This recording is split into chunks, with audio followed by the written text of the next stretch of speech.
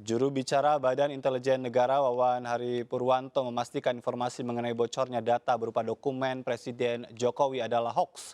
Menurutnya dokumen BIN saat ini aman, terkendali, dan terenkripsi secara berlapis. Wawan mengungkapkan bahwa semua surat ataupun data berbentuk samaran sehingga tidak ada data yang asli, baik nama, isi, dan lainnya. Apalagi dokumen yang dikirim kepada Presiden. Menurutnya dokumen untuk Presiden juga dilengkapi dengan kripto atau sandi yang berubah setiap saat. Untuk itu, Wawan pun memastikan dokumen berlabel rahasia yang diperuntukkan bagi Presiden tetap aman dan tidak bocor.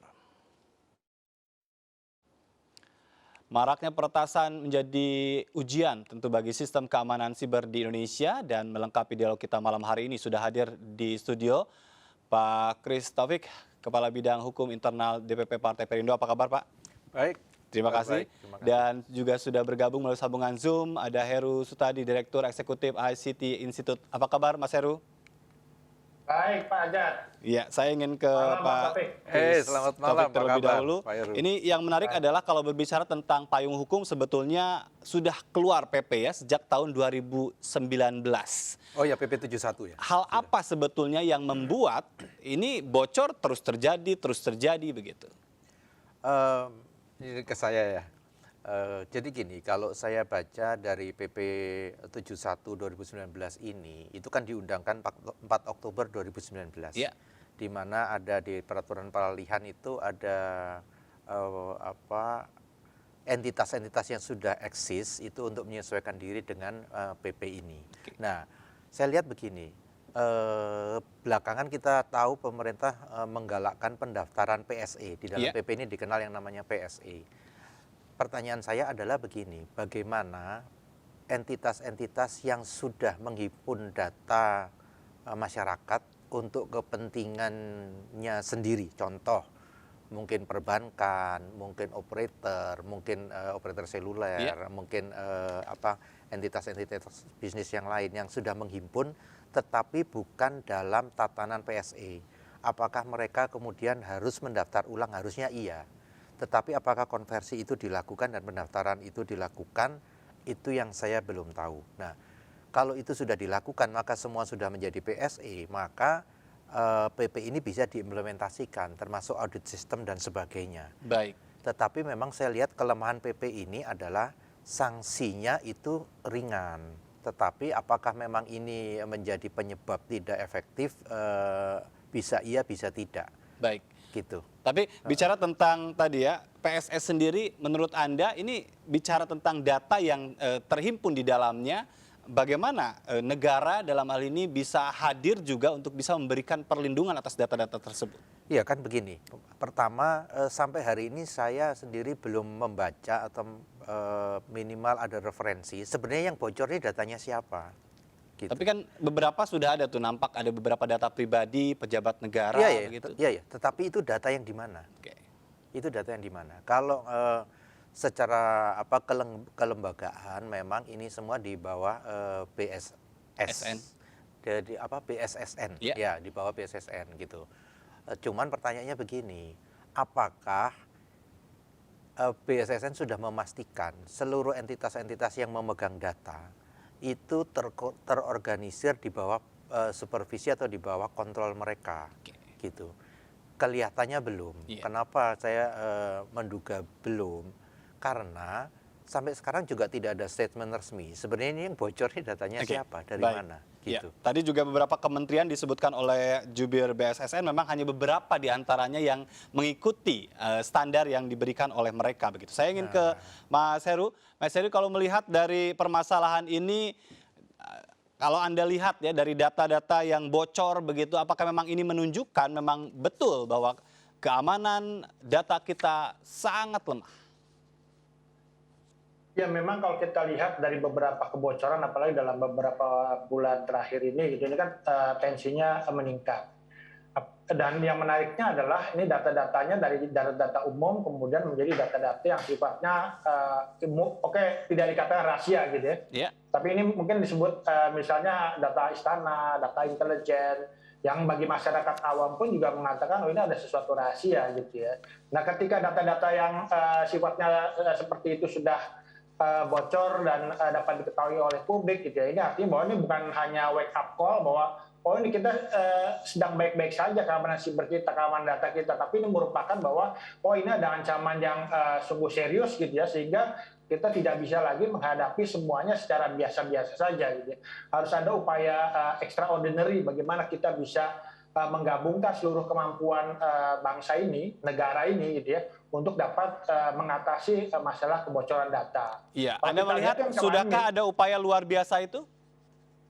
ya memang yang pertama itu tentu kita nggak bisa lagi, oh ini tanggung jawab ini, tanggung jawab itu, karena masyarakat itu tidak melihat tanggung jawab siapa, tapi masyarakat itu ingin mereka menggunakan layanan digital yang memang didorong oleh pemerintah ini secara aman gitu ya. Iya.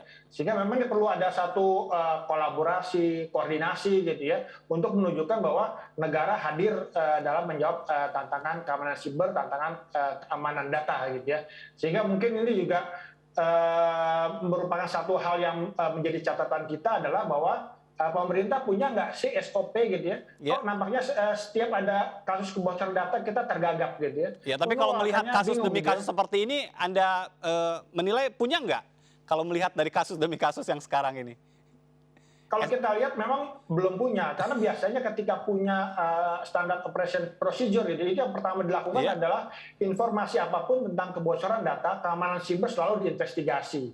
Ini datanya benar tidak? Data dari mana? Bagaimana bocornya? Kemudian dampaknya bagi masyarakat ini apa? Kemudian juga tentunya kita cari nih kesalahannya di mana sih gitu ya. Dari beberapa kasus yang mengemuka, kita nggak tahu misalnya ada isu kebocoran data di e-commerce, kebocoran data ada di BPJS, kebocoran data di Peduli Lindungi segala macam, kok nggak ada keterangan di akhirnya seperti apa, sehingga juga saat ini masyarakat seolah-olah udahlah data kita udah bocor gitu ya, segala macam, sehingga ketika ada kasus misalnya kasus Biorka ini seolah-olah oh kan bener kan ternyata data kita semua ini bocor kan gitu loh. Nah ini yang tentunya menjadi tantangan bagi kita semua agar kita bangsa kita kuat kok bisa menghalau kebocoran data, bisa menjawab tantangan tersebut. Gitu. Iya, di luar tentang SOP, Pak Kris, atau jangan-jangan negara dalam hal ini pemerintah ini masang dalam artian ya nggak terlalu banyak sadar karena memang warganya juga nggak terlalu banyak menuntut. Dalam perspektif hukum sepertinya seperti apa? Meminta pertanggungjawaban dari data yang bocor kan bisa saja itu jadi challenge begitu. Ya, jadi kalau saya lebih khusus untuk kebocoran data ini, saya lebih suka kita tidak jump into conclusion soal hukum dulu. Karena ini benar-benar di tataran teknis yang bisa diselesaikan sebenarnya. Tadi menyambung yang Pak Heru sampaikan mengenai SOP dan sebagainya. Menurut saya kalau kita baca cermati, kebalik lagi pegangan saya adalah PP 71 2019. Itu sebenarnya SOP ada. Cuman pertanyaannya sekarang adalah implementasinya. Seberapa jauh ini bisa diimplementasikan gitu. Contoh, kalau memang tadi sebelum ini kita juga sudah tahu banyak kebocoran di BPJS dan sebagainya. Pertanyaannya, apakah koordinasi yang dilakukan oleh BSSN itu sudah berjalan gitu? Karena mau tidak mau mereka harus mampu untuk mengkoordinir. Kenapa? Lah kalau datanya kesebar di masing-masing, terus masing-masing suruh jaga sendiri-sendiri, di mana peranan negara. Tapi kan di PP nomor 71 2019 itu tadi disampaikan juga ada pasal yang mengatakan bahwa ini ada tanggung jawab bersama, PSE yang harus bertanggung jawab begitu. Iya, PSE, tapi pertanyaannya begini, orang kan harus dipaksa untuk, kalau saya dalam tanda kutip, saya suka bahasa saya pakai istilah, orang kan harus dipaksa untuk jadi PSE. Kalau didiamin saja, kapan dia jadi PSE? Atau kapan akan diimplementasikan suatu entitas dia menjadi penyelenggara sistem elektronik kalau didiamkan saja. Ini harus di-enforce, ini harus dipaksa supaya mereka tunduk gitu. Nah kalau ini tidak dilakukan ya kita akan cerita yang sama terus gitu. Walaupun saya juga mengkritisi soal berita yang beredar, seolah-olah kan ini rahasia negara sudah kesebar kemana-mana gitu kan. Dan saya lihat juga penjelasan dari pemerintah kelihatannya menurut saya menurut saya kurang clear. Penjelasannya hanya ini bukan data rahasia, ini bukan gitu. Orang bertanya-tanya. Saya itu melihat sendiri, saya download itu. Isinya yang dianggap data rahasia itu judul email dan judul subjek email dan ditujukan kepada siapa. Itu saja, tanpa isi surat. Jadi kalau itu menurut saya sebenarnya itu bukan rahasia negara. Nah, Baik. penjelasan seperti ini Tapi yang perlu dengan juga. seperti itu sepertinya jadi hal segitu aja begitu kita tuh Oh jadi enggak, gugup enggak, gitu, enggak, atau enggak. gimana? Kalau saya bilang gini, ini kan rame karena Bjorkanya terus Iya, itu di upload sosial terus kan. media. Jadi kalau menurut saya ini early warning, ini peringatan awal, ini alert yang harus disikapi secara serius, jangan main-main Iya. gitu. Kalau main-main nanti beneran suratnya yang Nah, bisa itu, dihack ya gitu. betul, ya. Ini belum gitu. Jadi kalau dari pemerintah bilang ini tidak hoax, ini segala macam gitu, mestinya dijelaskan apa itu yang tidak hoax, sama apa yang hoax, apa yang nggak benar itu dijelaskan gitu. Nah, saya lihat sendiri itu cuma judul sama ini. Di batas itu menurut saya ini tidak sensitif gitu. Baik. Tetapi bukan artinya terus main-main. Ini peringatan keras begitu Kalau ya. enggak ya nanti suratnya beneran. Nah ini saya ke Mas Heru nih, seberapa bisa terbukti yang beneran itu dengan analisa Anda berkaitan dengan sistem keamanan data kita selama ini? Jadi memang tadi sampaikan Pak Kris ya bahwa data yang disampaikan ini kan data yang mungkin tatarannya tidak sensitif gitu ya. Tapi memang ketika peretas atau penjahat cyber itu udah masuk ke satu sistem ini kayak orang masuk rumah gitu ya. Ketika masuk rumah, mana yang mau diambil, mana yang mau dia publikasikan itu bisa gitu. Jadi mungkin bisa saja data yang dipegangnya itu bisa jadi lebih banyak. Data-data rahasia, data-data sensitif juga bisa jadi lebih juga dimiliki gitu ya. Tapi memang kalau kita melihat bahwa masalah keamanan data, keamanan siber ini, saya sepakat bahwa itu merupakan kerja bersama. Jadi nggak bisa dilakukan oleh katakanlah pemerintah saja, tapi juga ada penyelenggara sistem elektronik dan juga memang masyarakat juga harus mendukung dalam bagaimana kita menjaga keamanan digital kita saat ini gitu. Tapi memang peran pemerintah tentu tidak dapat dinafikan gitu ya. Baik. Pemerintah ini harus berada di depan untuk bagaimana bisa mengatur, mengawasi, mengendalikan tata kelola siber kita, tata kelola data kita gitu ya. Baik, apakah selain BSSN yang sekarang sudah ada, perlu juga dipikirkan sebetulnya kekuatan infrastruktur kita? Ada badan lain yang mungkin juga bisa lebih concern lagi dalam membuat data kita lebih aman dan tadi literasi masyarakat juga lebih meningkat. Tapi kita akan bahas usai jeda. Kita break terlebih dahulu, tetap bersama kami, tetap di MNC.